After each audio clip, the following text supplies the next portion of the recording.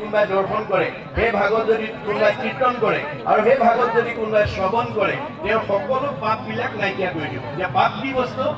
পাপ আমি কাৰোবাক দেখুৱাই দিয়া বস্তু নহয়। পাপ হৈছে মনৰ কিছুমান বেয়া গুণৰ সমষ্টি, দাৰ্শনিকৰ অভিমত, কুবুদ্ধি, অসৎ চিন্তা, অসৎ ভাৱনা, অসৎ পৰিকল্পনা, কুসংস্কাৰ, অন্ধবিশ্বাস, মনৰ সংকীৰ্ণতা, কুপৰম্পৰা, এইবিলাক পাপ। এই ভাৱবোৰ যেতিয়ালৈকে থাকিব, আমাৰ ভাৱ চিন্তা কৰ্মবিলাক বেয়া হ'ব। গতিকে ভাগৱত শুনাৰ লগে লগে এই সংকীৰ্ণতা, অন্ধবিশ্বাস, কুসংস্কাৰ, কুপৰম্পৰাবিলাক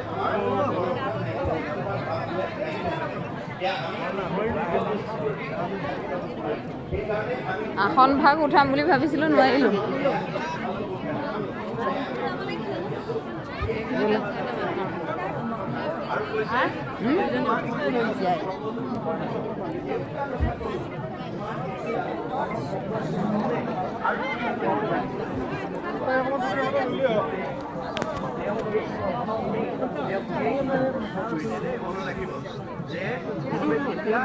আৰু ২৭টা সংশয়ৰ কথা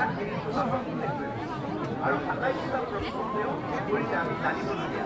গতিকে এই ২৭টা প্ৰশ্ন যদি আপোনালোকে জীৱনটো অৱস্থাত জানিবলৈ আমাৰ কাৰণে এই কথাখিনি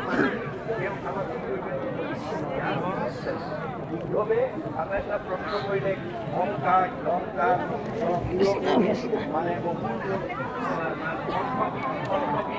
আৰু